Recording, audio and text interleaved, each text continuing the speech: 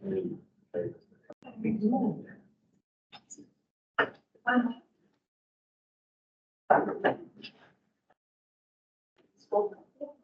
I did not win my good copy.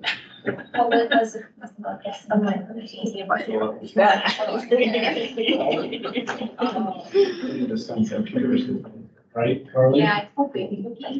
And then the, like, it weighs each one of the criteria and picks out a winner. Oh, yeah. The transformation. All that TV. Yes. Good. Yeah. All this gibberish. One.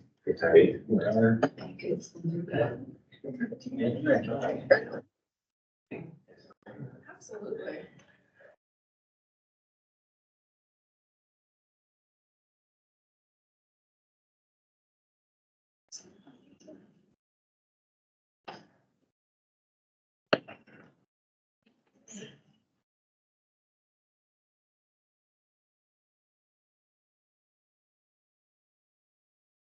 Oh.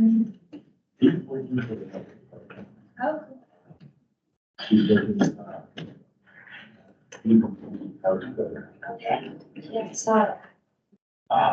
Like yesterday. The software, they stopped. It's a seating today. Keep us separate a little bit. Wrangle us in. So.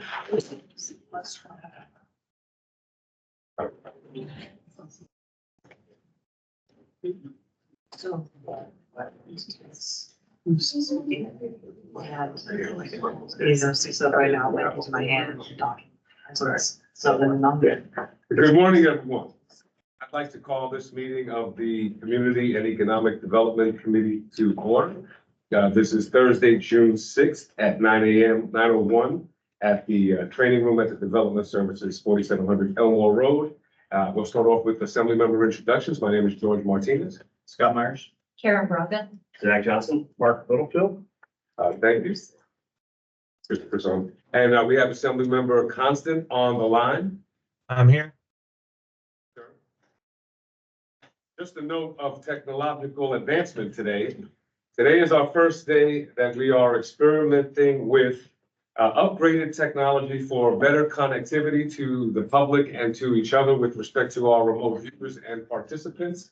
And we are grateful to Assembly staff, particularly Allie, who is bringing the owl today. And so as you see, we have no longer just a phone and a recording device. We are now broadcasting on Teams today.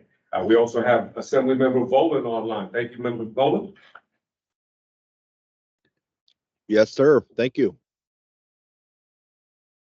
And so we hope this will continue to be part of the continuing upgrade of the AV with respect to both this facility, but also the increasing connectivity and transparency of our assembly meetings. On that front, we'll go right into our regular reports, and we have a couple of brief updates, and that we do have some really robust presentations and conversations that I look forward to getting into today. We'll start off with regular reports from OEDC. I know I saw our director here, but I'll let them take it away. All right, thank you, Mr. Chairman. Maybe just a quick follow-up on your comments, and appreciate Allie's work here with Al. We are in the process of further upgrading the system in here. We've got some assistance from IT. We're going to be replacing the screen, the communications in here, the recording capabilities, the computer system. It will all be updated. I don't have a timeline for you, but this room is used for a lot of different purposes. It's used for training for the trades. A lot of folks use the Department of Development Services, the planning department, particularly AMATS, and community development department. So the departments in this building have kicked in, and we're going to have that. So if I have an update before your next meeting, I'll send it to Melinda, and you guys will get the update of that. So looking forward to that benefit for all of us.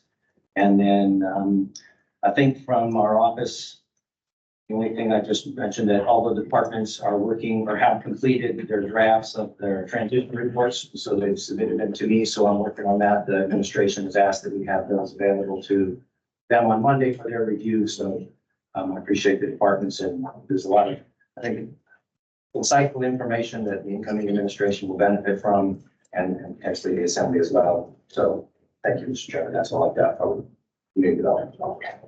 Thank you. I just wanted to note for the record, we are joined by Member Brawley. And,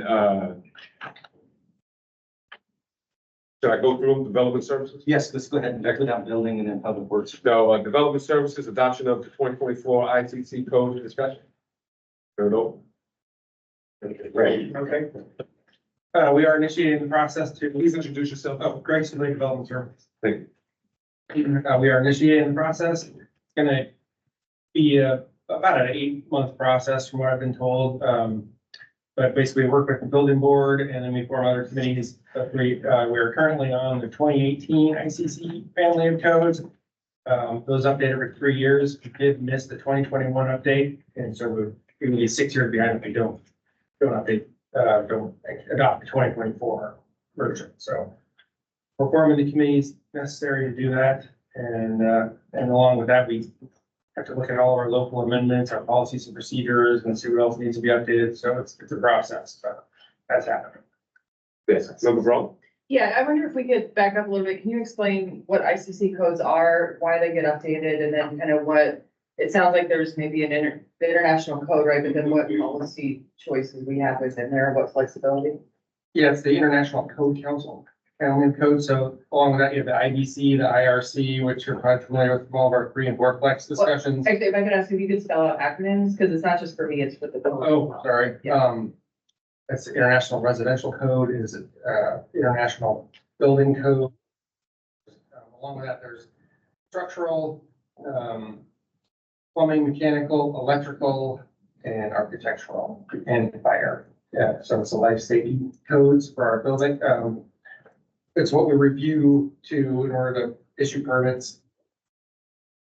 And, you know, they update those every 2 years, as I said. The updates are not drastic generally, but, you know, we're as professionals, you know, to stay current with the code. Then I just want to follow up. Here, and this is not something we can fully unpack today, but one of the conversations we've had is around renovating older buildings. And then this issue that when you touch an older building, you trigger a full update to the current code, which in some cases probably is life safety and it's important. In other cases, it's probably things that are not life safety and we're just making people pay for. So I wonder, does the ICC have any guidance on basically dealing with older buildings? You know, we don't have 100-year-old buildings for the most part, but we do have 50-year-old buildings. So I just wonder because at some point we have to have that discussion, I think, because otherwise we're making people put things up to code that to a standard that I think is not economically feasible in a lot of cases. And it's one of the problems we have to solve. So I'm just curious what kind of guidance they have. Thanks, Assemblymember Brawley. Yes, there is some discretion built in when it comes to retrofitting existing buildings. For instance, we just had an older hotel. 30% of those rooms have to be ADA accessible. And you know, the bathrooms were just too small to fit in the exact definition of the ADA accessibility. So, you know, the architect did the best they could, the best they could. Hey, I'm in. Acknowledge that it would have been cost prohibitive for them to get the whole thing and redo all the bathrooms. So we have discretion when it comes to things like that. There's less discretion when it comes to things like fire suppression, those sorts of things. That, you know, we can't be any less stringent than the state. But there is some amount of discretion we can use when it comes to all the things. I should also mention, in addition with the update, we would like to, and this will come to the assembly, we'd like to adopt what's called the property management code. It's also a ICC code. And the reason for that is so that we can have, so our code abatement and land use enforcement officers can have something that they can actually reference when it comes to making sure that some of our landlords and assisted living folks, you know, stay current with all of their maintenance that they need to do. Because we have seen quite a decline in that area, and right now we don't have the teeth that we need, you know, in terms of codification. Thanks. Member Myers? Is there a requirement to go up to the 2024, or would it be more prudent to go to 21? Because I know there's quite an increase to go from 18 to 21. I don't know what the cost ramification would be to go to 2024. And I don't know what the code change differences are, but I know that the Biden administration just passed an order, a couple weeks ago requiring if you're getting HUD financing or FHA financing, the bill has to be built to 2021 ICC code. So, and that's quite an increase to the cost of the builder, which has been passed to the consumer. That's a good question. I don't know there's a requirement. It is a heavy lift. Right. To do this. I mean, so when we do an update, I guess we'd like to see as current as possible. I can look into that. I don't know. Okay. Yeah, that was my thought. What it would cost the consumer ultimately, because if the builder's gonna have to put those requirements in, it's gonna get passed on. And this is something that will be worked out with the workshops, in the boards and commissions, and it will come to December as well. Okay. And just to be clear, you described an 8-month process. So that we will have, I think, some time to, I think, look. If there aren't any additional questions, thank you, Mr. Sule. And we'll go to planning department. I mean, we don't have any updates there. It's fine. I don't have any updates. Dave Whitfield, I should probably recognize myself. The planning department had on Monday night, the planning and zoning commission meeting. At that meeting, we had the Elias Resort, master plan and area plan. The planning and zoning commission, ultimately decided to pass both those, what we should be seeing, development hopefully here soon. Along with that, we do have the Goodwood area plan update that will be on the planning and zoning commission next month. We're reviewing that now and we'll be putting on the staff report with recommendations on that proposal as well. From long range, anything from Elliot or Daniel on your projects? Okay. Thank you, Mr. Whitfield. All right, we will go to Public Works. Lance, you mentioned that you have a fun map for us. I do. Thank you, Mr. Chairman. This is Lance Wilbur, Community Development Director. Every year, the Project Management Engineering Department gets together with the Department of Transportation and Private Development in Greg Soulet's shop and the Department of Transportation, and gets together to look at all of the construction projects that are planned by all of the entities.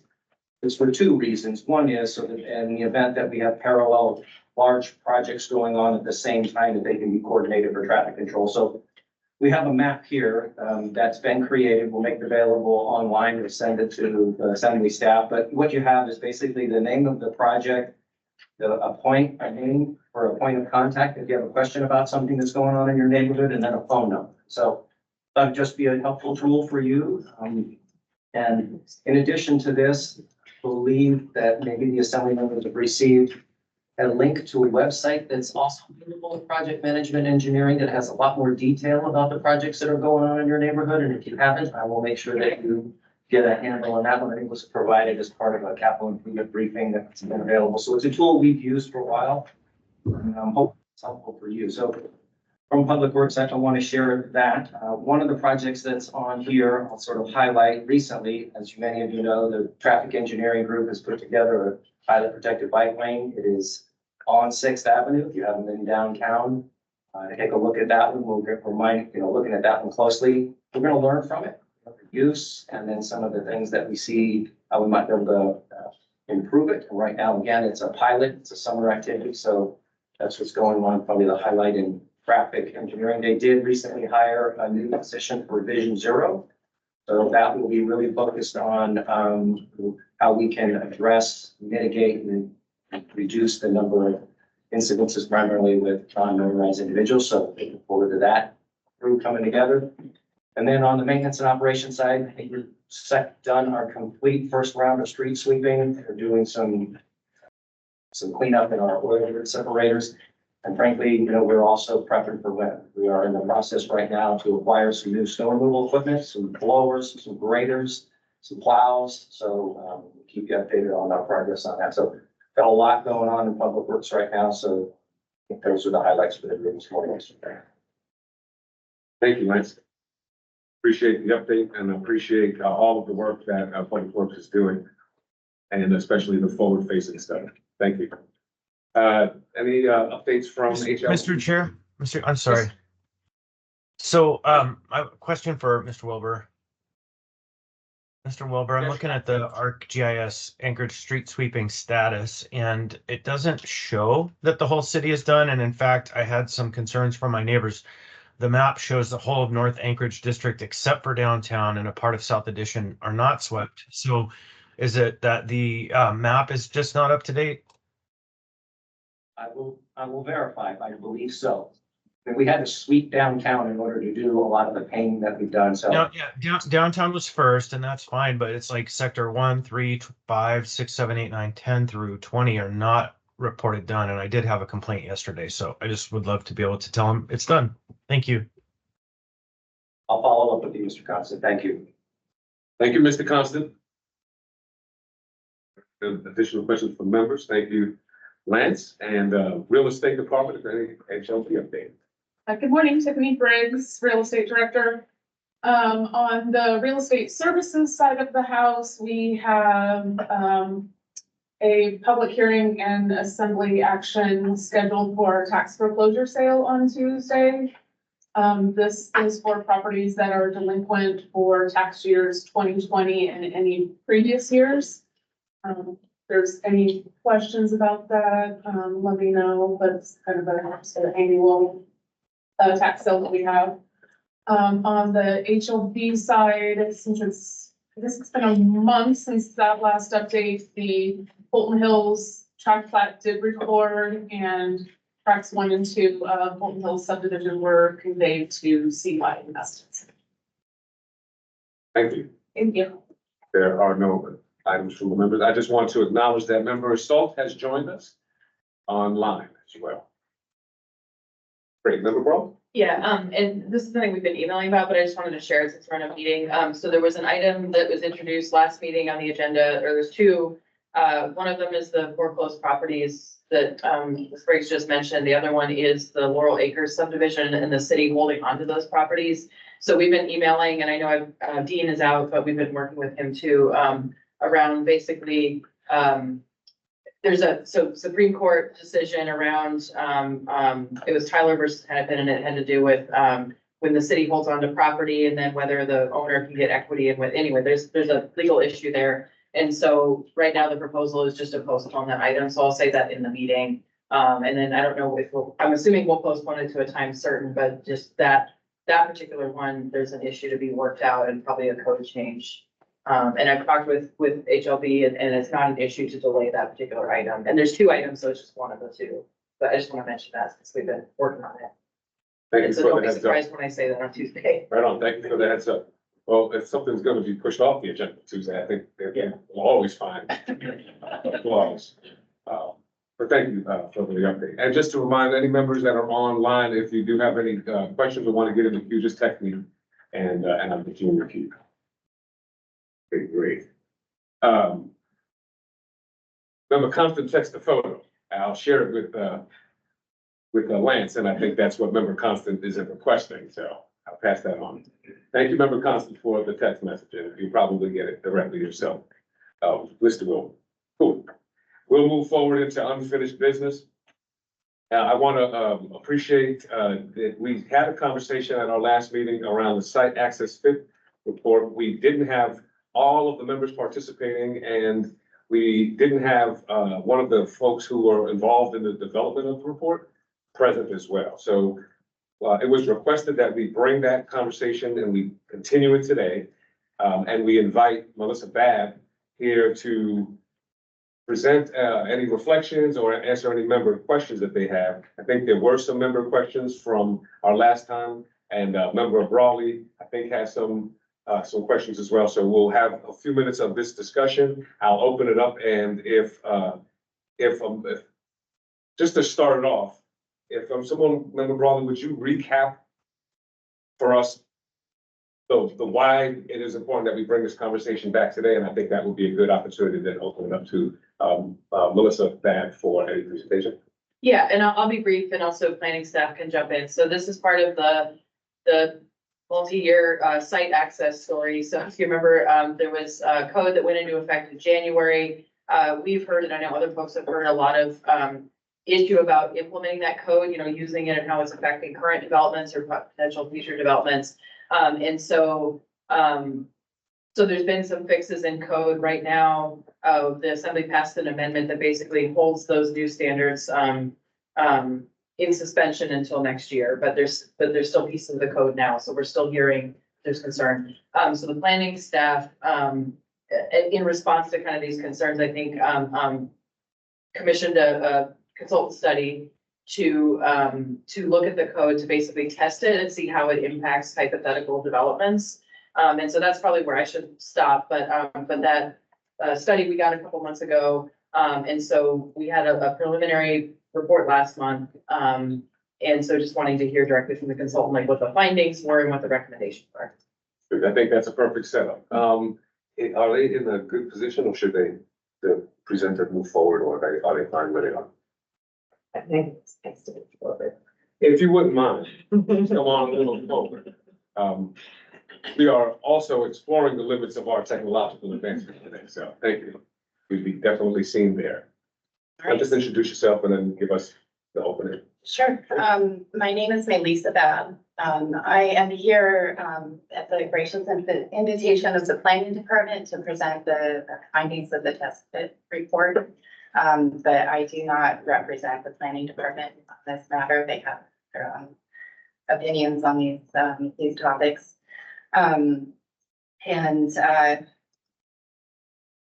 I don't know if you would like me to give a little bit of a presentation, which will take a little while, or if you would just like to jump into some questions about the report. I think for the most part, from my vantage point, is that unless members have some other vantage point, I would just love to get to what are the key findings from a very kind of brief perspective and get into member questions. I think there were member questions from last time. And I think that will be a robust conversation. Yeah, I did watch the video of the meeting last time, and I believe that there were some differences of opinion. And I think that's where we want to continue to make sure that we listen and hash those things out. Okay. Accurately. All right. Well, you will find in the report, at the end, there is an entire table of recommendations and findings in regard to the test fit, the code itself.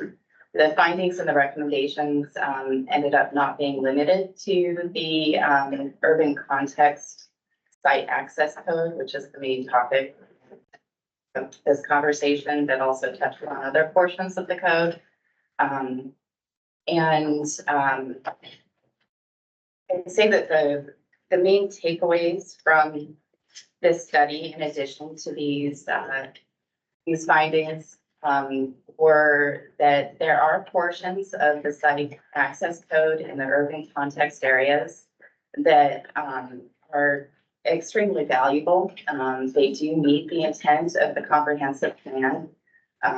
They are, especially in regards to driveway width and number of driveways and the use of alleys in our transportation system. They are also directly related to the purpose of zoning itself, the legal justification of zoning, in regards to the health, safety, and welfare of the public. But there were other portions of the code in both tables, because we're discussing the more restrictive and the less restrictive table. And these pieces of code that appear in both of the tables, I think they deserve some attention to determine if they properly address the context of some of these smaller sites, especially.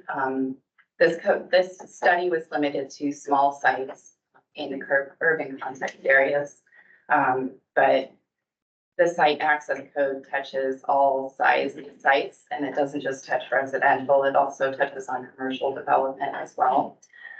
So I think that these pieces of code maybe deserve some attention and discussion about how they meet the goals of the comprehensive plan and how they address the context and conditions of the site, and especially the transportation system that we have in Anchorage, which is primarily car oriented.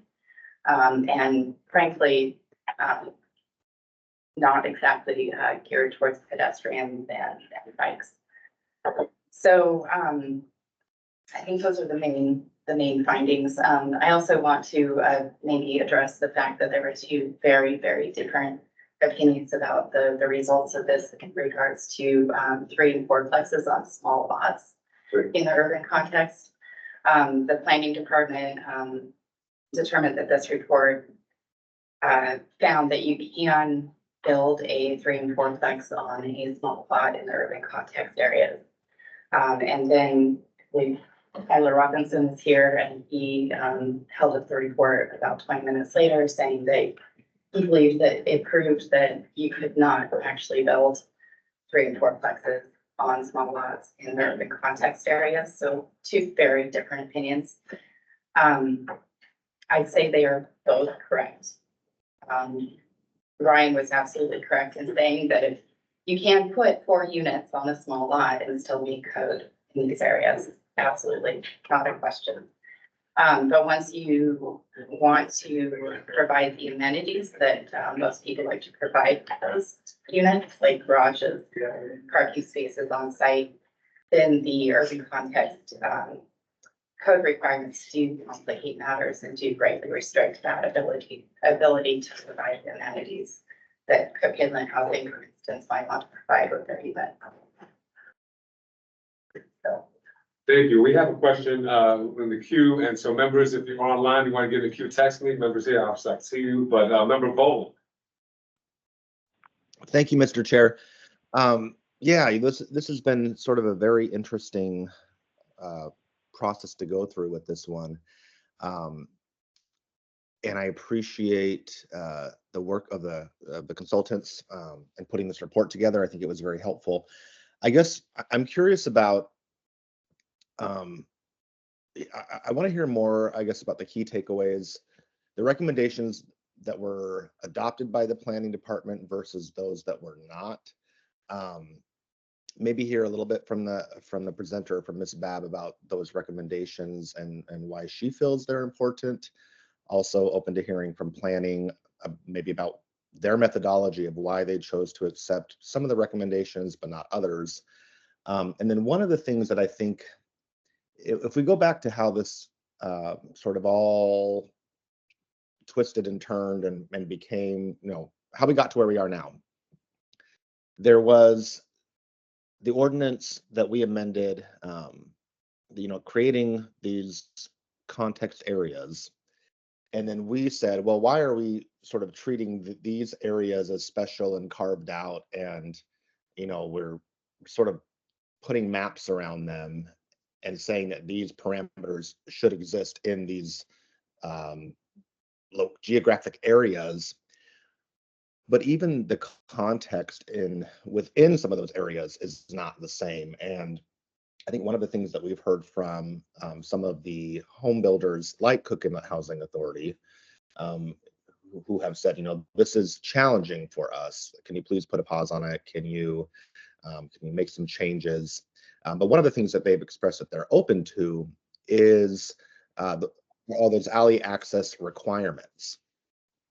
And so I guess one question that I have is, when it comes to the street context and where the built environment exists, why not just identify, okay, if we have an alley here, that makes it easier to access the site, from multiple sides. I guess why not apply the standards just where that street context exists? If you have an improved alleyway, then these rules apply. Because otherwise, I think in my view, the Assembly's intent was to make these standards apply more broadly and fairly throughout Anchorage. And then what we've heard and what we've seen is they are maybe more cumbersome or restrictive than we envisioned. But I think a more tailored approach, where there are alleys or where there are actually these sort of built environment assets already in place, that may work a little bit better. So I know that was long, but yeah, maybe Ms. Babb, if you could talk about your recommendations that you feel maybe were not adopted by the planning department and why you think they were important. Member Boland, thanks for your question.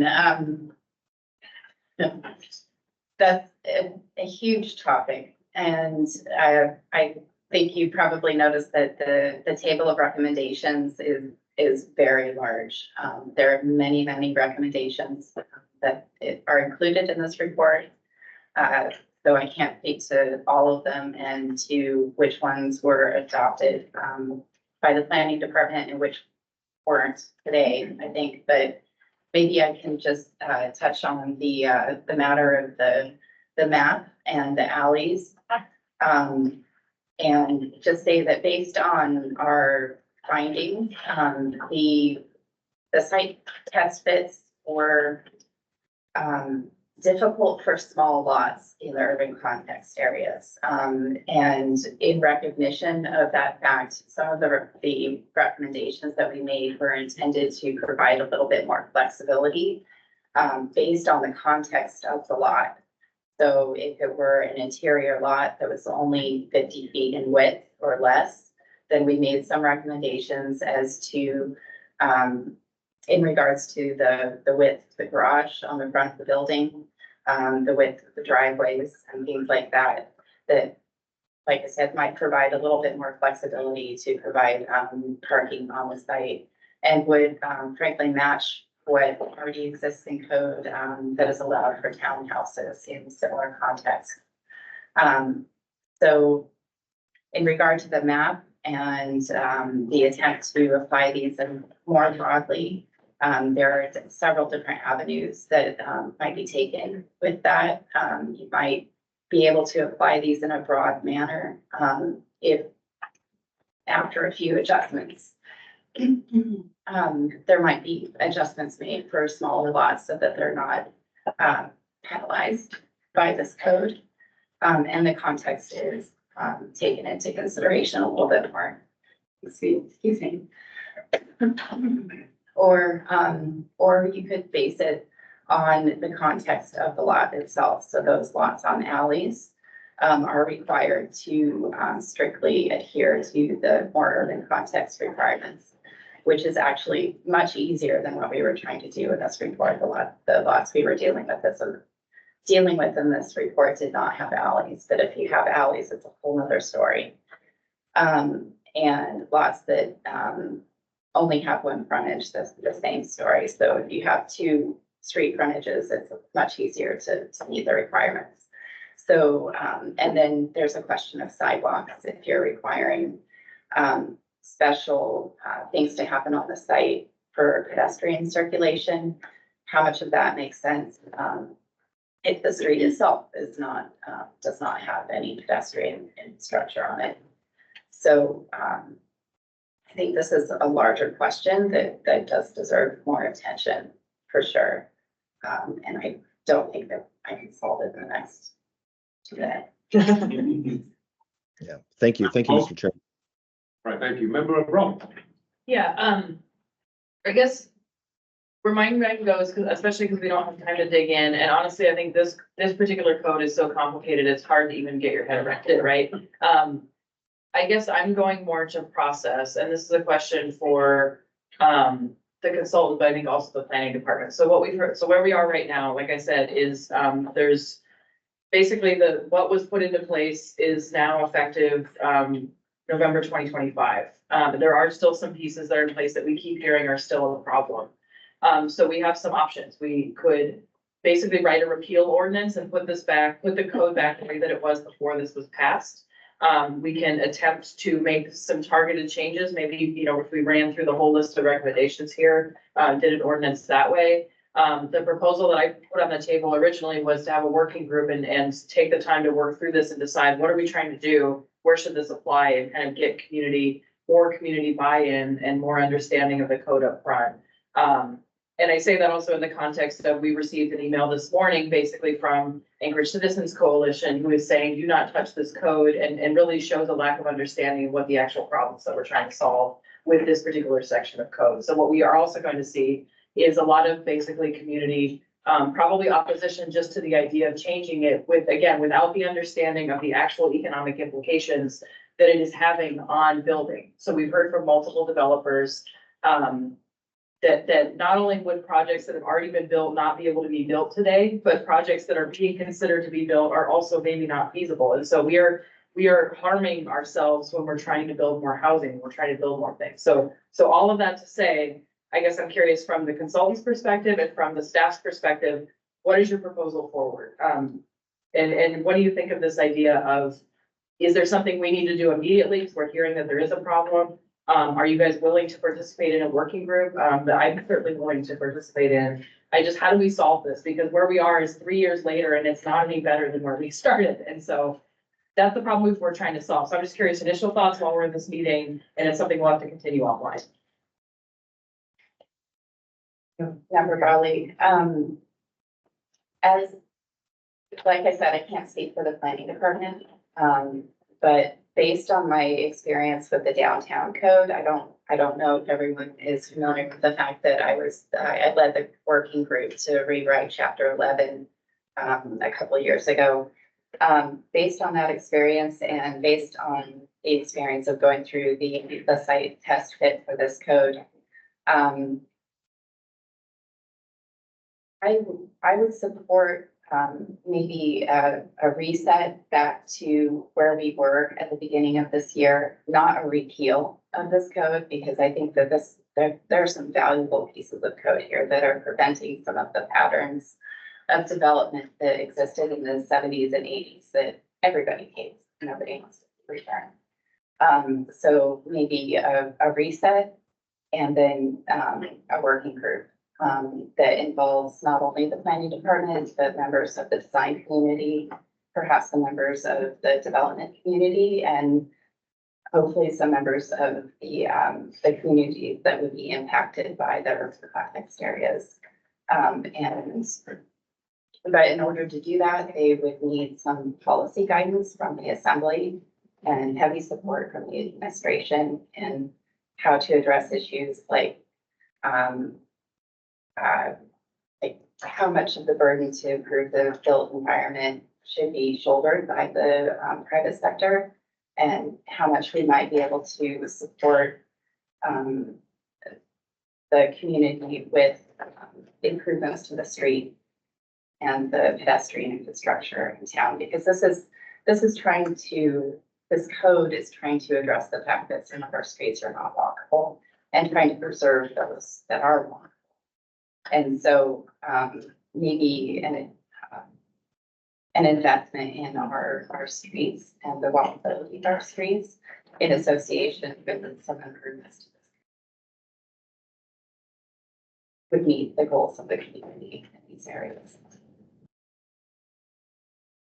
We have another member, Mr. Bowman has another question, but before you get there, Member Constant just asked, I think in response to Member Brawley, you mentioned that we put it out to 25, for November 25, but he texted me, it was 2024 or was it 2025? It was 2025, and the rationale was to give ample time to work through a new code and then basically replace it, but then still maybe on the other side of a building season, so it's not enacted in July. Actually, December. Right on. I think that if it didn't answer the question, I'll get another response or two. My Member Bowman, we're back to you. Thank you, Mr. Chair. Yeah, I would greatly appreciate the opportunity to be involved in a working group with the planning department and community members and home builders, as Ms. Brawley mentioned. It's interesting. So when I was first elected, and there was sort of like this mega ordinance, it was all of this stuff, but it was also parking reductions in the traditional urban neighborhoods and edge urban neighborhoods and transit supportive corridors. And you could do these trade-offs, and there was a whole table about how you could reduce your parking. I asked that that be split off, and we could just working on parking reform independently and remove parking minimums, which, as folks know, we were able to successfully do that. And I think one of the reasons we were able to do that is because we had a very effective working group with the planning department and assembly members. But even before that, I was able to be part of the process through my role in the South Addition Community Council on that ordinance. And we had folks like John Thurber and Tomas Diak were in little working groups where Tom Davis and Elizabeth Appleby, who've worked on this project, they were soliciting a lot of feedback from the community. So yeah, definitely think there's a lot of good stuff. I think this ordinance has really brought to a head, interestingly, the relationship between land use and transportation in a way that I think is really cool, and it's an important dialogue worth having.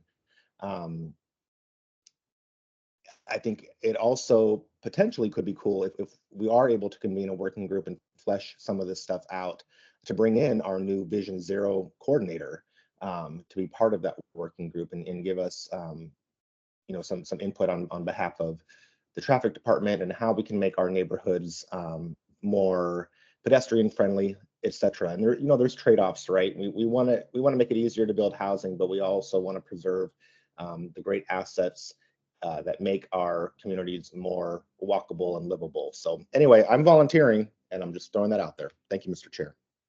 You are on the list, sir. Thank you. Expecting more work on that workload. This has been a good conversation. I thank you, Ms. Bath, for being with us today. Thank you to the department for being with us. Member Braun. Well, I just wanted to hear from staff, kind of what is your recommendation? Oh, the reason that I just want to be real clear, we're really short at time. We have lots of presentations today. And if there is an expectation that we're going to go work in the hopper, I'd rather go work in the trench. And I think there's a real clear indication that we're going to do that. So Maybe I'll be brief, Mr. Chair. be extremely brief and I'll. I think Ms. Brawley mentioned the same concerns that I have. The reason that it's written the way that it was is, as Lisa's mentioned, is because of potential sins of the past, for lack of a better word. On the other hand, it's a different time. I've met with the development community and they are, in many cases, got their hands tied. And they've done some good stuff in the past. With this current code, they wouldn't be able to pull off. So we need to make some adjustments. And I've asked the planning department to start looking at what those adjustments would be to provide some relief, because I don't want this code to be hindering good development that we've done in the past and had some great examples.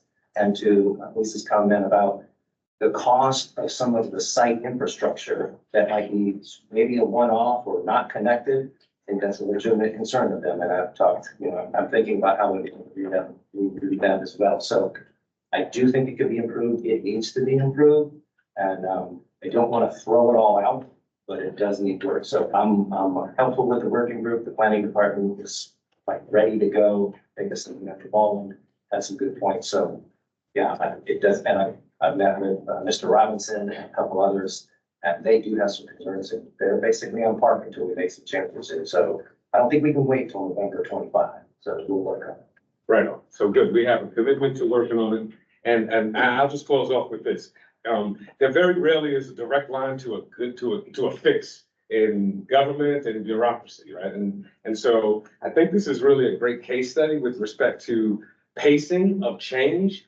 There's the change management there. So there's the pacing of change meets how you fix along the way, right? And so I think this is a really great case study. I hope for robust participation with the new administration, seeing how attentive the assembly is with this matter. And I thank our presenter and thank the staff for stepping to the table here. And it's interesting, one of my other colleagues often says that one of their rubrics for policy is like, does it do any harm?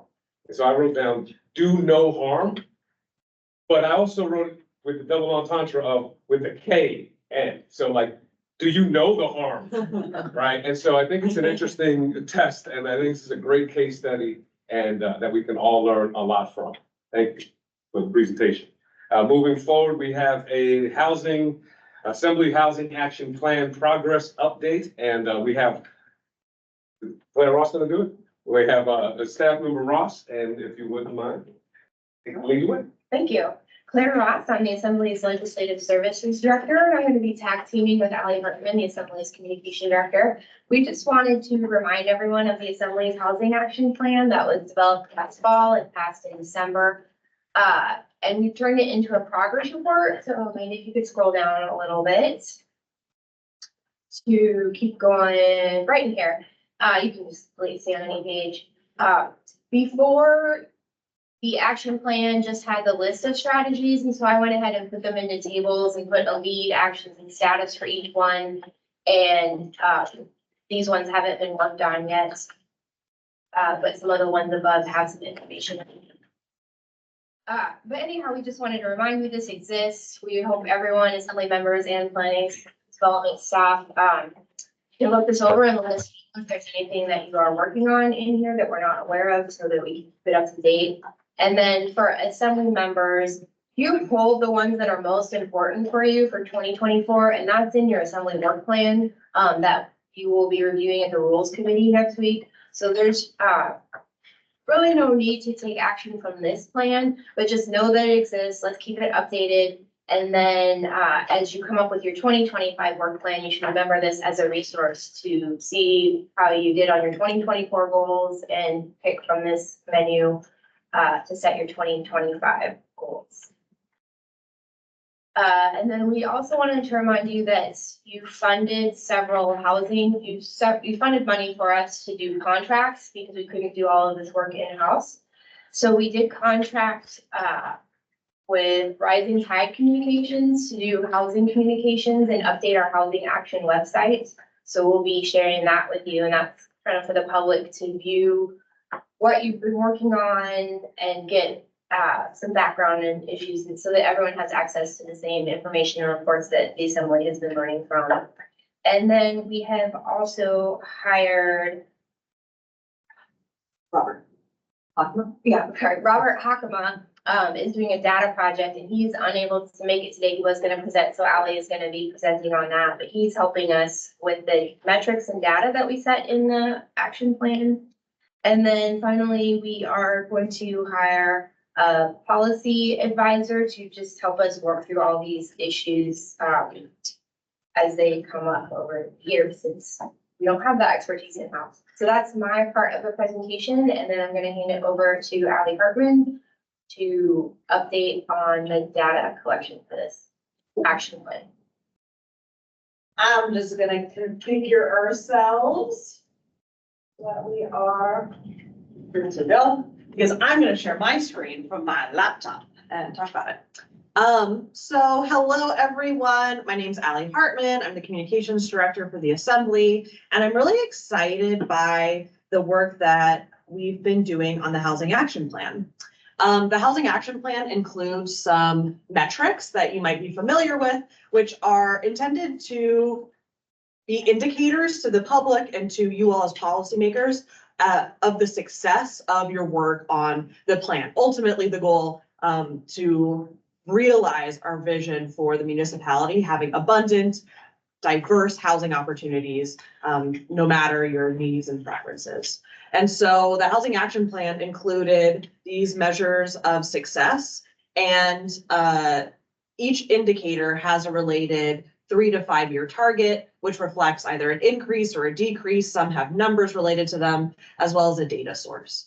And so Robert Hockema has been a great addition to the Housing Action team to compile the baseline data to help us understand where has Anchorage been on these measures to begin with, right? So he's going through each of these measures and pulling anywhere between 1 to 5 years worth of data and bringing that all into one place so that we know how often that data is updated, where the source of that data is. And then the second part of the project is to mock up what a public dashboard would look like for members of the public or you as policymakers to go through and get your questions answered about how are we doing as it relates to housing policy. So today I'm going to walk through some of the ideas that Robert has developed around how to present this information. I want to caveat this presentation with what you're going to see today are fake numbers. He's compiling all of it and doesn't want to mislead anybody or misguide anybody until that data has been validated. So for the intents and purposes of today's presentation, we're looking at fake data, but still relevant to chew on and to be thinking about, okay, how would I actually use this data or seek this data to inform my policy choices or to help members of the public understand the state of things. So the dashboard would be developed with a couple of things in mind. First of all, we are working with within the municipality and with the I-team to develop the interface, and it's very likely that it will exist in our GIS interface, which will be great. The dashboard itself will be linked through the Housing Action website, as well as, something that will be featured on the Assembly website. We'd also love to see some promotions and communications that really embrace the dashboard as a municipal entity as well, so outside of just the legislative branch. And so hoping that our collaborations and Robert's work to collect data from various municipal sources, but also state sources and all that good stuff, means that we're able to present this really comprehensive dashboard.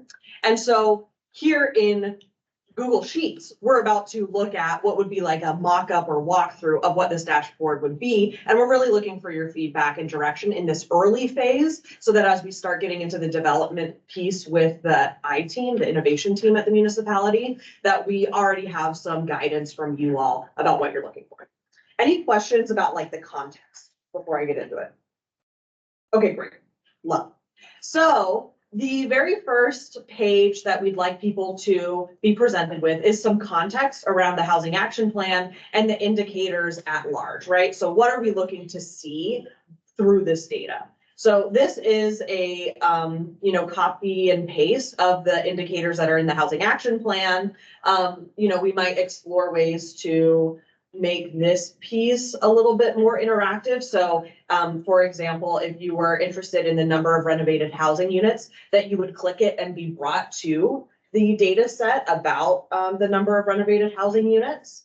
But then also within the GIS platform, that we would have pages that group the data by kind of theme or, overarching commonality.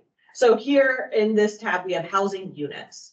This is dealing with new housing units constructed coming from our permit data. It would also be looking at the subdivided, residential lots and median days from permit submission to actual, certificate of occupancy.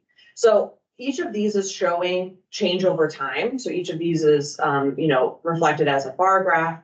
And then the idea would be that as you click into this data, that you would be able to, pull apart, okay, in 2020, the median days from permit submission to certificate of occupancy, to be able to see that in greater detail over the course of the entire year. Other groupings include housing costs. So that's here, median price of housing by type. And here we have detached single family, and that's the median price and inflation, paired together. Condos and then multifamily housing. We're also looking at units for sale under the median price. And again, this is a change over time.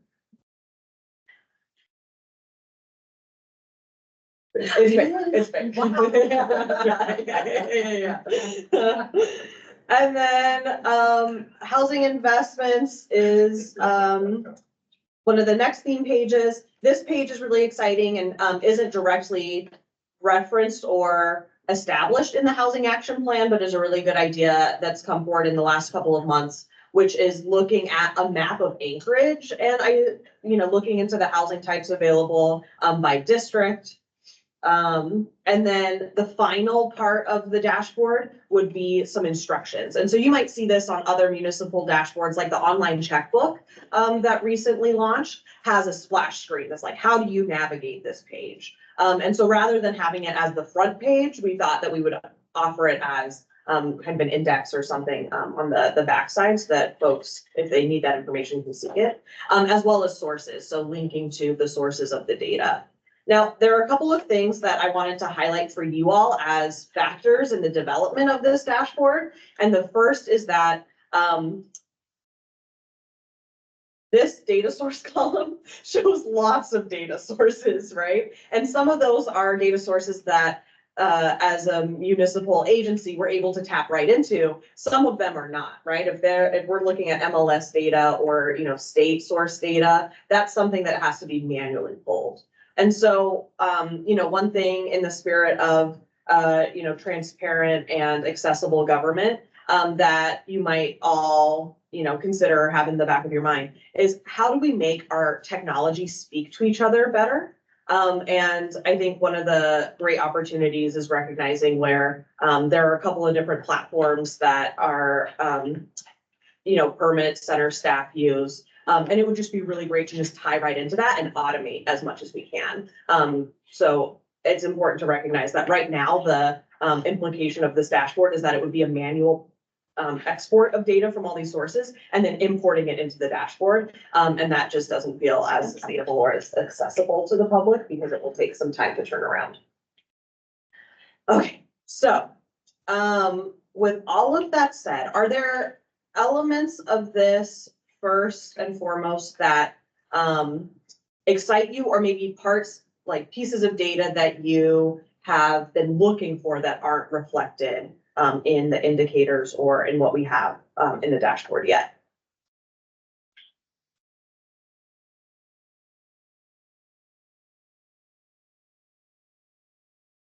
I'm a problem.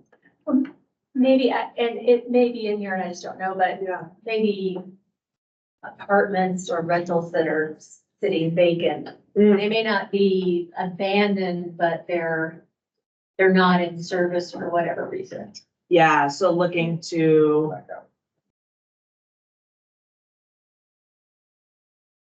Yeah, there are two indicators here. One is the rental market vacancy rate, which is that, I think it's been right around 3%. And that was reported on a few months ago. And then there's also the vacant and abandoned properties, just outright. So looking at those two. And are you interested in seeing that on like an annual basis, or do you want, how honed in would you like that data? I don't think our rental market vacancy rate is accurate. Mm. I feel like there is a substantial amount of rentals being rented under the table. They just, you look in Facebook Marketplace or Craigslist, you see, lots of fairly economical apartments for rent, and maybe they're hoaxes. You get there and it's not really, but I'm wondering, the rental market, where this data comes from, maybe more like MLS kind of stuff. Mm. And if there's another under the table market area that it would be nice to know what's really out there, because I think there's more than what we're thinking. But I don't know how you tap into it. MLS data is not gonna be accurate for rentals by and large at all. It would be more accurate for sales, and not every sale is placed in MLS, but I would say probably a substantial number of properties I manage personally, I don't put in MLS. They rent faster off Zillow. So do you know where you would get this data? Looks like a lot of the Department of Labor and Workforce Development puts out the report, but I don't know where they get their data. Yeah, and I believe it's an annual report. I don't believe that it's, on an, like an instant basis in the way that MLS or Zillow are, kind of snapshotting the current market. And I'm also hearing though, like, we'll want to frame this data and the source, right? Kind of explain what the source is and where this data is coming from and what the data really means, in addition to the graphic itself, right? You'll need to provide some context as well. So I'm hearing that too. But no matter the source, you need to have that context too. Okay. Member Johnson? Yeah, just a question, looking at, number 8, number of housing units for sale under the median sale price. Kind of think of what we're trying to capture. I mean, if the median sale price is the average, then I would assume that in any given year, typically, and I know it's not gonna be perfect, about half are gonna be above the median price and about half the home sales are gonna- So isn't this going to just track with the total number of homes being sold in a given year? Or is there something specific we're capturing, say, under median price that's different from what the overall market's doing? Yeah, that's a really great question.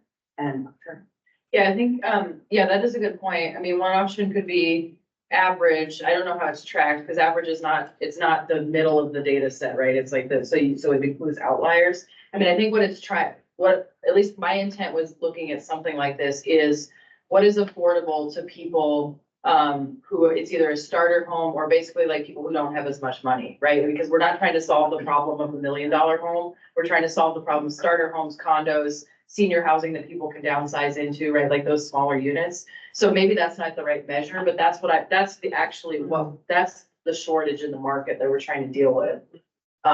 So you're right that the math for this particular data point doesn't work out, but I think however we can get to that data point, because again, we're not trying to make more $1 million homes. We're not trying, that's not where we need to intervene in the market. It's the lower end. Yeah, yeah. So almost like percentage of attainable housing, like could we use the attainable terminology? That's really great.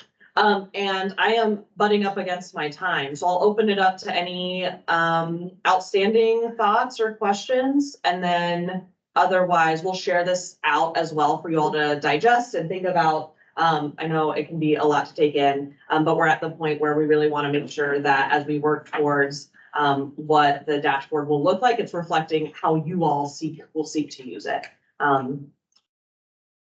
Any outstanding thoughts? Like, did you make sure that you get a copy so that I can share it with my folks, because a lot of the data sources are gonna be from the building. Yeah. I'm interested in the timing, is it a daily thing, is it a quarterly thing? Right. And what we have available, and, the time in which we could update it might be daily, but the value of the change probably not worth the time that we're doing it. So you can share it with us, that'd be great. Yeah, totally. We had a great meeting with Greg and the team at the permit desk, and it's exciting because this is really building on some great momentum around transparency and accountability. The residential permit dashboard is, definitely a positive sign that we're able to do this in a way that synchronizes with the work that you all are doing, but also respects the nuance of the data that is coming in at the permit counter. So lots of good things happening, and definitely we'll share. Thanks, Lance. Okay, great. All right, thank you, Ally. Thank you, Claire, for that presentation. Members, again, we are invited to continue to participate in the framing of that dashboard. And I think it's a wonderful advancement of continued transparency. And thanks to the staff, and thanks to Lance for wanting to be a part of that and already having been a part of that. We'll move on to our final two presentations. And is Joe Casey on the phone? Yes, he is. Excellent. I didn't want to make sure I got your name wrong, correct. And so we'll go into a presentation. And Joe, we have a guest. He'll introduce himself. This is a presentation on universal building exemption. The other way to say it comes out of a conversation around land value tax. And this has been an area of interest, of one of the myriad of areas of interest for our members in terms of the different ways to approach valuation and taxation. So we'll turn it over to, we're getting the presentation up on our screen, and I'll turn it over to. I can share my screen if that works. It'll be even better, Joe. We'll give you the power to share. And please introduce yourself and lead the conversation. Again, we have about 10 minutes in total, with a little 5 minutes extra for member participation. And this is the start of a conversation for us. It's not exclusive. Thank you, Joe. Great. Do you see my my screen here? Yes, sir. Awesome. Hi, so my name is Joe Casey. I'm with the Tom Johnson Foundation. You also might recognize my name. I was the state assessor up until this last January. So what is a universal building exemption? This is what we're trying to encourage folks to do with the Tom Johnson Foundation.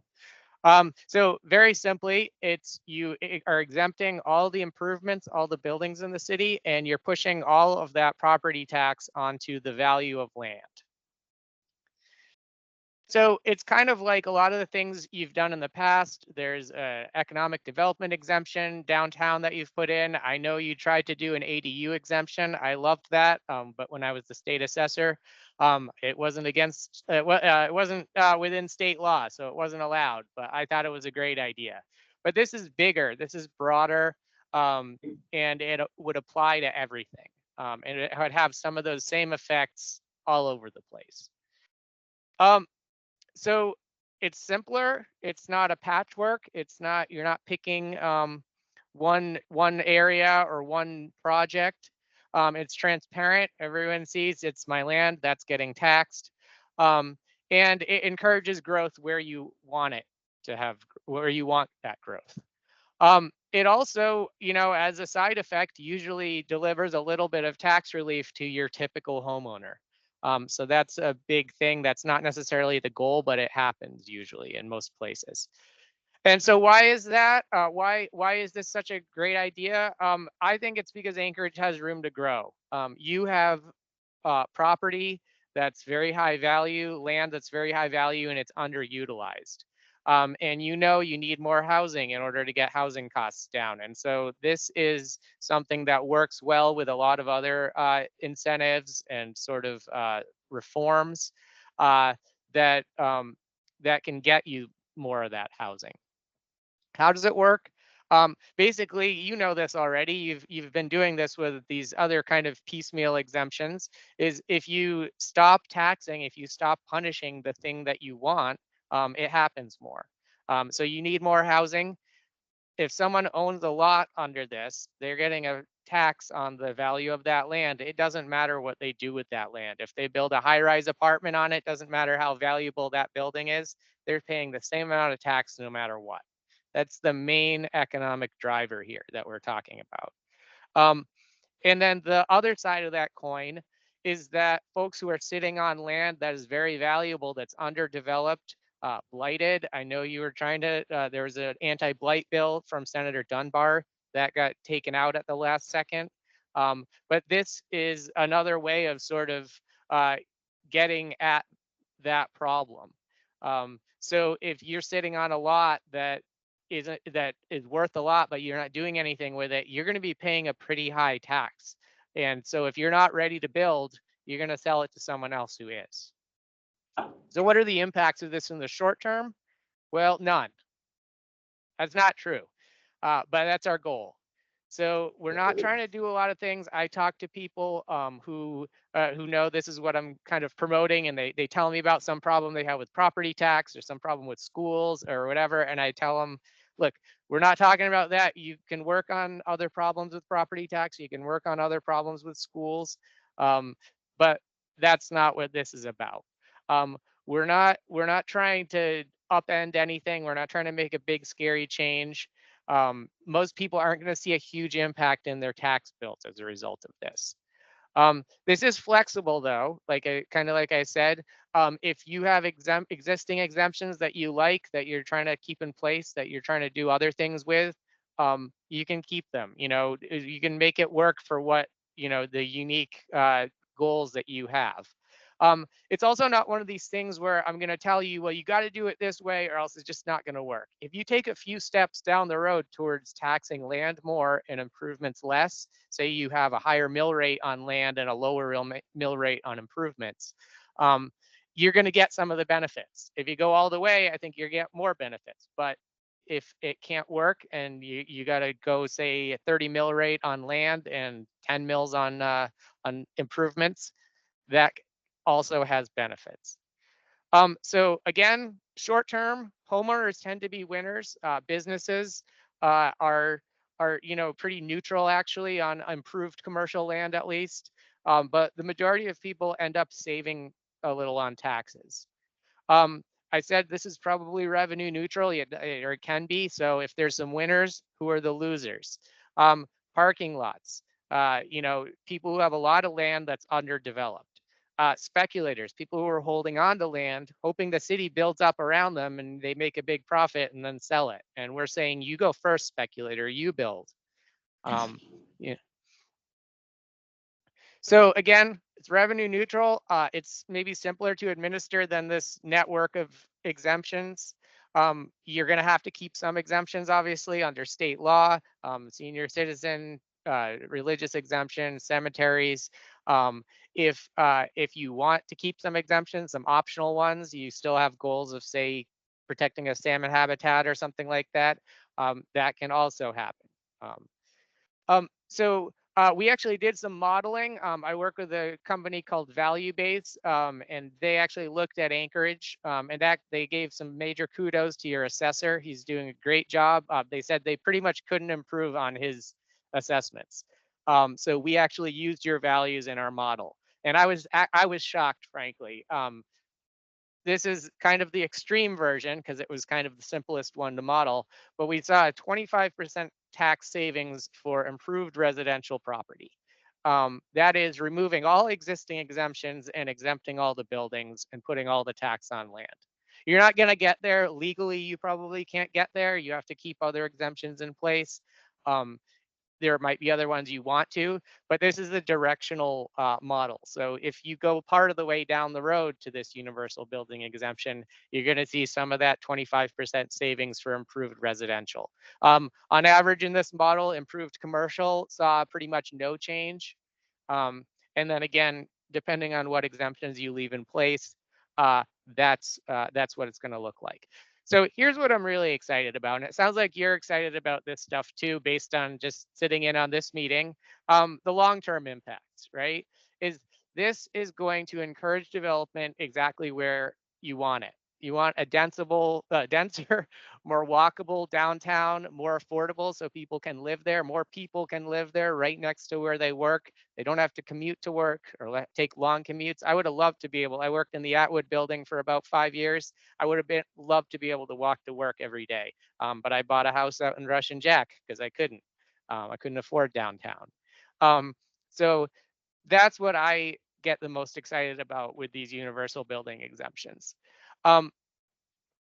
People say, well, what about the people who don't want to live downtown? What about people who like or suburban or rural life? You know what? It helps them too, because if right now those people are competing with the folks who want to live downtown, who want to live in a city, because they can afford it. But if you have people move into the downtown, into a denser area, you have less competition for those outlying areas, and so you're going to lower housing costs there too. So that's my presentation. I hope I piqued your interest. If there's more interest, I'd love to work on implementation details.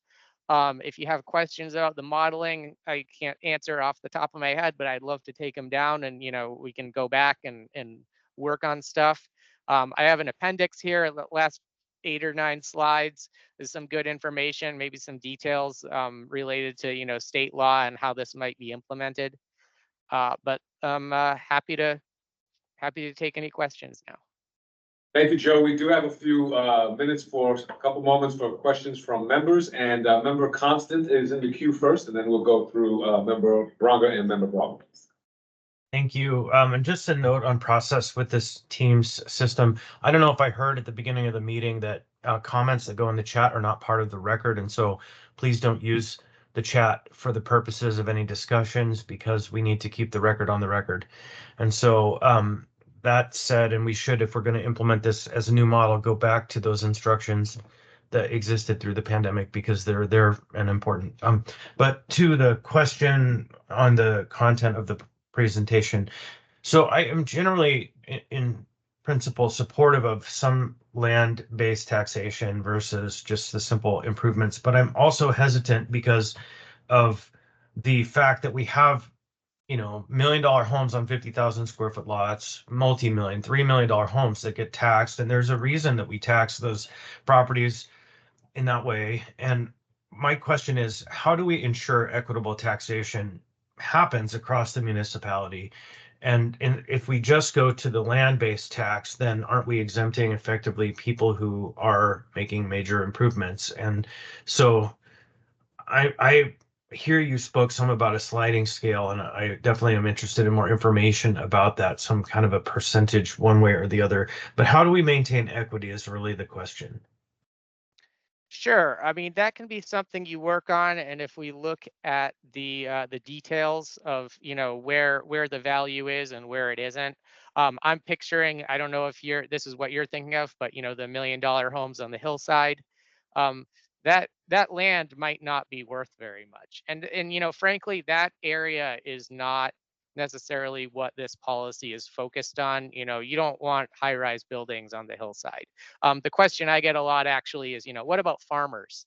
You know, you don't have big sprawling farms in Anchorage, so that's not the problem. But what we always say is, you know, if you want to shape this so that that sort of issue is taken care of, we can probably get something for that. You know, we can change things for farmers, or we could change things for sort of the lower value land that, you know, still has a lot of uh, value on it. So the downtown is and the place where a lot of people probably should be living is really the focus of this. So again, Right. this is So very flexible.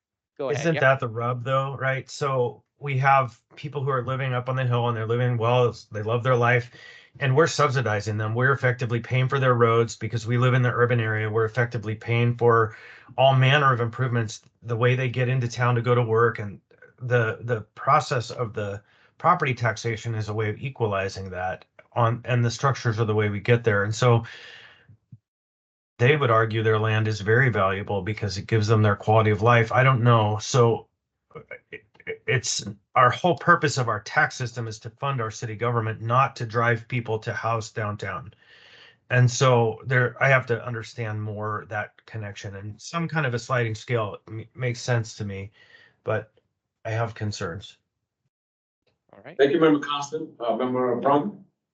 I think my question got answered, but when you were talking about the hillside and the multi-million-dollar homes, I mean, they're on larger footprints, so the land, if you were just taxing the land, then it seems like it would be equitable. I'm thinking about mobile homes on, you know, basically no land, then if it was just land-based, they would be paying less property taxes. Anyway, it seems like it would work out. I'm excited about this. I look around District 5 and the lot sitting empty, which I believe people are speculating or just waiting for building costs to go down. But where I had gotten lost is this would be wonderful if it was all around town, but then you started talking about just downtown, and that was my initial where I got lost. Are you looking at this kind of model for you think would just be a downtown area? I'll say that the general model that we look at, that we think of generally, is that this would be everywhere. On the edges though, if there are equity issues, or, you know, again, the question I always get is about farmers, or, you know, maybe someone sitting on a bunch of land up in Chugiak or something like that, you know. If there are equity issues, you can tweak it without losing the beneficial effects of this. Because the main thing you're worried about is places where there should be density or should be development. Thanks. Member Brown? Yeah, so first, I agree with what Member Constance said. A lot of the same concerns or issues about how you balance how we do property taxation with the fact that we're also trying to pay for government. So that's kind of one area. And then I do have a question, but I also want to share. So, and I appreciate you bringing this forward. I am really interested in this as well. I'm interested in the idea of land value tax. I also agree with Constant that we should not be doing 100% pure version of that. It's because that's kind of a hypothetical or a theoretical idea.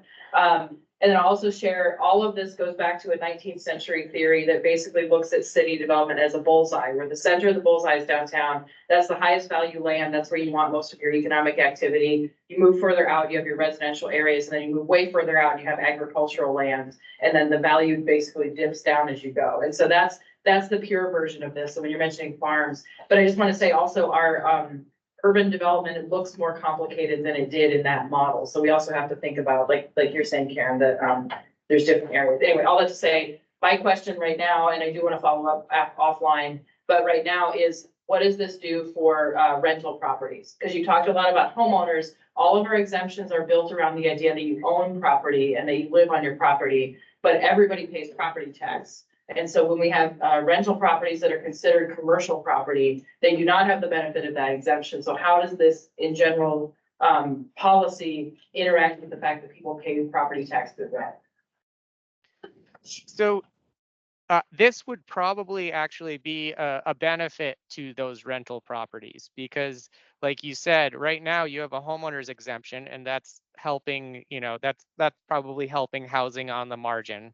But I know when I was renting in Anchorage, I felt a little left out there. And so this goes, whatever the real benefit is going to accrue to people who are providing valuable improvements, whether it be housing, whether it be a business that you want, and it's indifferent to home ownership or rental. If you wanted to continue subsidizing home ownership some way, that could be accommodated, but generally it's indifferent between those two forms of housing. Right, I can see this is a great, robust, a new conversation area that's gonna have a lot. We have two more members in the queue and I'd like to defer to them so that we can close up this conversation and finish out. Mr. Salt, and then we'll go to Mr. Myers.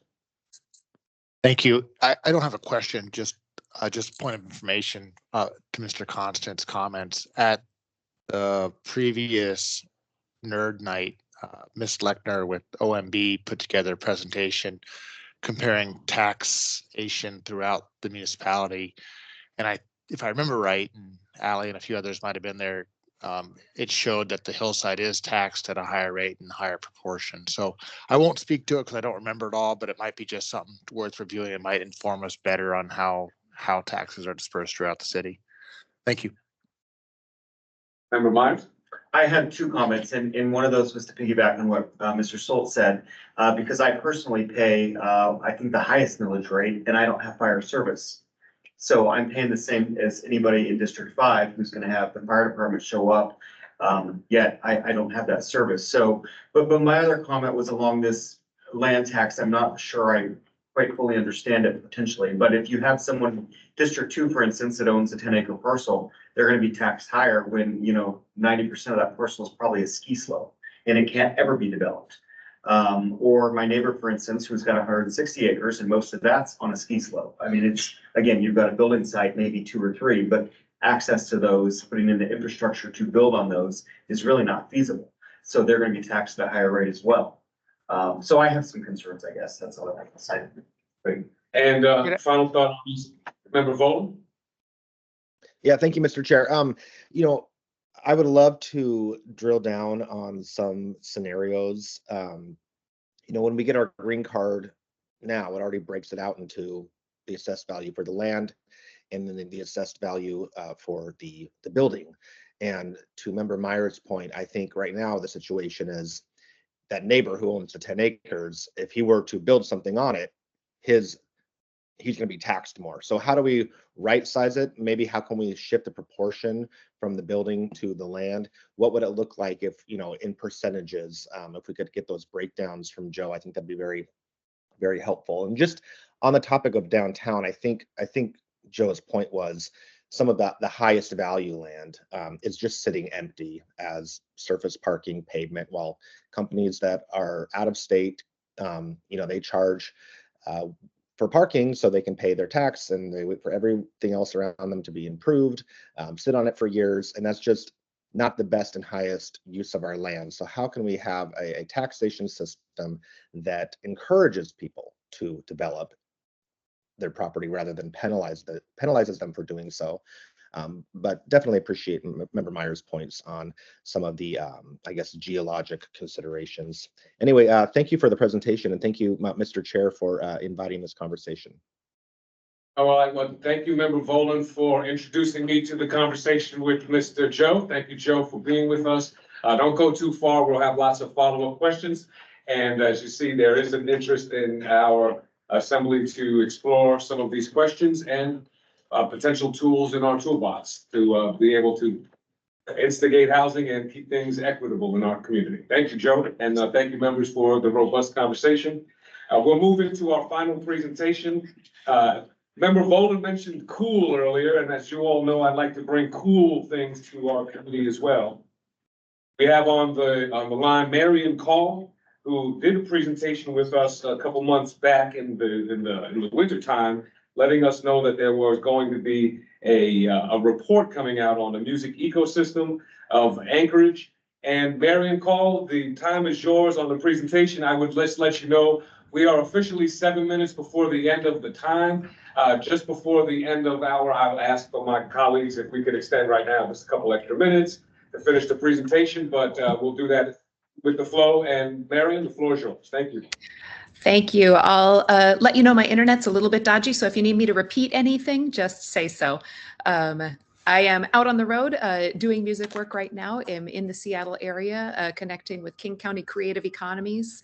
They have just made a landmark decision here to institute a very small portion of their sales tax specifically to subsidize the arts, music, and film economy, which is very exciting. So I'm going to be working with them to learn what they know. One of the things that they know is something that we are learning from other cities and other communities around the world is that creative economies are very hard to measure, and that municipalities and traditional taxation and data collection systems tend not to measure creative economies accurately. That means we have to do a whole bunch of extra work to understand how much work is being done after 5 p.m. by the people who entertain you and the people who entertain everyone.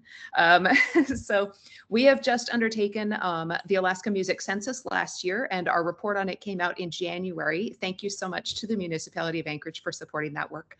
I have a one-page in your packet that has some of the highlights excerpted from the report. And there's also the full report included. It's 89 pages, but I'm just here to give you a couple highlights. The music ecosystem in Anchorage in the last year that was easy to measure before COVID had a total output, they estimate, Sound Diplomacy estimates, of 221.3 million and a value added of 139.6 million. In a city like Anchorage, that is not huge, but it's also not small. It is larger than many pieces of the local economy. And until now, it's been almost impossible to measure because when musicians generate money, it looks like beer sales, or it looks like, for example, nonprofit church revenue, or it looks like, often it happens under the table. And so it takes some specialty work to figure this out. Akimi identified at least 280 businesses and organizations in Anchorage. We personally heard from about 800 Anchorage residents in our survey, and we know that they represent a couple thousand more. Sound Diplomacy estimates 1,496 jobs directly in music, and we again believe there are a lot more because they did not quite capture the number of people teaching in home studios, which is hundreds of people have a home studio where either part-time or full-time they teach other people. There are also a lot of musicians who record and release music at home without looking like they make any sort of footprint on the area. The output multiplier effect is one of the things that's exciting to us about music and the creative economy. When musicians do make money, so do a lot of other businesses. The restaurants around there do, and the venues where they perform do. Sometimes it'll be like a hotel ballroom. Sometimes it will be a convention center. But where musicians work, other money flows, from weddings to plain old concerts to open mics at a cafe. So when we see investment in music facilities, in festivals, in teaching, in education, and in simply public spaces where music can thrive, we find that that kind of investment is actually much more economical than investments in certain other sectors that often are much smaller than the music economy, and have a much smaller impact. So the reason that we're out here talking about this to you and to other municipalities is to make clear that even though our work is where other people play, it is work. And it is key to a healthy functioning city. We see in other cities that have invested in their music infrastructure, whether that means investing in good festivals or good relationships with festivals, investing in making sure that venues are safe and, for example, well lit, well appointed, and that policies encourage their existence, like good sound ordinances. In those cities, we see growth and we see people attracted to the quality of life. We've seen this in Austin, Portland, Asheville. We've seen tremendous growth in communities that have the sort of artist cool and that foster it. And Anchorage has that in spades, but it is very disorganized and not particularly well supported yet, although musicians are getting organized around this cause. Things that I would love to see in the future include some of the recommendations in this report. This report recommends that we follow a couple steps that other municipalities have taken, including having an arts council, as many other Alaskan communities do, including sources of funding for musicians to travel in and out of state. That is one of the simplest ways to subsidize music activity. It doesn't always seem logical that we would send musicians out of state to do their work, but the fact is, for many musicians who are performing for your really cool bands, the ones who can pack the bear tooth, if they want to keep living in Alaska, it's important that it's financially feasible for them to get in and out of Alaska to play outside as well, because the market here is really not quite big enough for people to make a full-time living unless they also sometimes do, like I'm doing, and hop out to Seattle, Portland, some of the other population centers to perform. So making that possible, sometimes with incentives in addition to direct grants, is one way that we juice our music economy and make it possible for people to get in and out, makes it possible for creative talent to stay in state. So allowing travel, ironically, allows people to stay home. One more recommendation that I want to point out from them is support for all ages spaces. Anchorage is in need of all ages spaces. So is the whole country right now. Music as an ecosystem and entertainment in general has been tied to alcohol for a long, long time. We love and support our alcohol industry and our friends in it, but at the same time, people need options in alcohol-free spaces. Youth need options that are safe, fun, creative, and healthy. Music is mental health work. Music is suicide prevention. Music is community building. Music is culture building. And restricting that to alcohol spaces that are only open to folks over 21 is just a way of siloing off those creative and health generating elements of our community from some of the folks who need it most, which are families and folks growing up. So we would love to see some of the easiest, lowest lift ways to do that now is to continue more programs such as Concerts in the Park that are accessible to families and open to the community, using our parks and looking at the policies around for-profit uses of the park, such as having concerts or nonprofit uses of the parks. Also, again, a lot of music's put on in our state by nonprofits. Making sure that that process is easy, that there are good relationships there, as well as utilizing other public spaces like schools for music education and for music performance. Those are the smallest and easiest lifts. Some bigger ones are encouraging investment in festival spaces, which Anchorage does not have very many of, and we would love to see more. We know Sundown's happening this weekend. We're excited about that. But for Anchorage to have flagship festivals means encouraging investment. That's done. Right on, thank you. I appreciate that. Thank you for your presentation. I want to also just thank Chair Constant for working with you in the past and for bringing me aboard on the continuation of this work. Thank you for coming to our committee, and thank you for highlighting that there is a music festival this weekend in Anchorage, and we hope for their continued success. They have come to present to this committee before as well. I encourage members to follow up with any questions. I know I have a few follow-ups for you all as well, and look forward to working with you and Acme, and safe travels and continued good work as being an ambassador for our music economy. Earrings. Oh, we love your sharp earrings is what was. Yes, locally made, local art. Thank you for being an ambassador of all those things. Are there any members of the public still with us who would like a moment? Any members of the public online? Hearing none, thank you, everyone. We will adjourn at 10:33, and we'll see you next month. Thank you, everyone.